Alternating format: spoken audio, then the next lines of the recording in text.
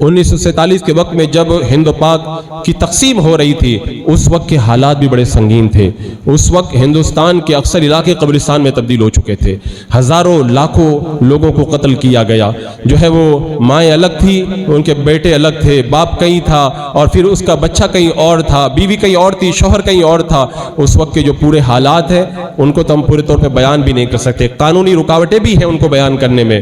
بس میں خالی اتنا کہوں گا، ان مشکل حالات میں جب لاکھوں لوگ ہجرت کر کے یہاں سے جا رہے تھے، حضور سرکار مفتی اعظم ہند شہزادہ اعلیٰ حضرت حضور مفتی اعظم مصطفیٰ رضا خان علی رحمت و رضوان نے فرمایا تھا، اے مسلمانوں تم کہاں بھاگ رہے ہو؟ یہ مسجدوں اور مزارات کو چھوڑ کے تم لوگ کہاں جا رہے ہو؟ تمہیں کہیں جانے کی ضرورت نہیں ہے۔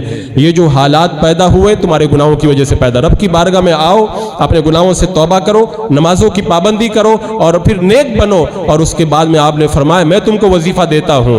حضور مفتی اعظم ہند نے ان مشکل حالات میں روتی ہوئی آنکھوں کے ساتھ میں ایک وظیفہ لکھا تھا جو بے نظیر عمل کے نام سے مشہور ہے۔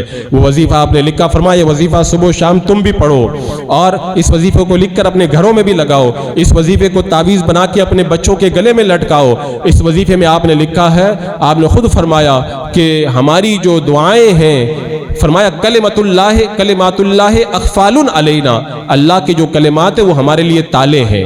فرماتے ہیں جو ہم دعا کرتے ہیں نا یہ ہمارے لیے تالا ہے، جیسے بندہ جیسے تالا لگا دیتا ہے نا تو اندر محفوظ ہو جاتا ہے، یہ دعائیں بھی ہمارے لیے تالا ہیں۔ جب بندہ ان کو پڑھے گا، ان دعاؤں کو، ان کلمات کو پڑھے گا، ایسا تالا لگے گا، اللہ ان کی جانوں کی بھی حفاظت فرمائے گا، مالوں کی بھی حفاظت فرمائے گا، آل و اولاد کی بھی حفاظت فرمائے گا، مساجد و مقابر کی بھی حفاظت فرمائے گا۔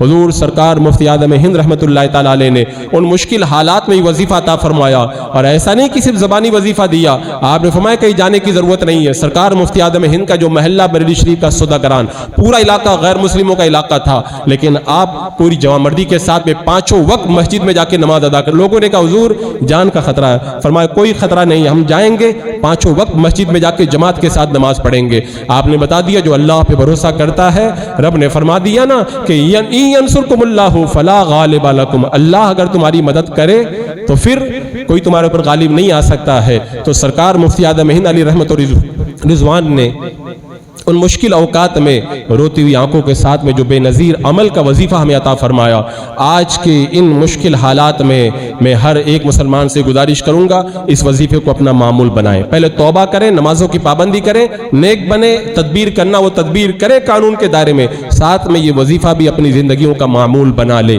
انشاءاللہ جان و مال کی حفاظت کا سامان پیدا ہوگا۔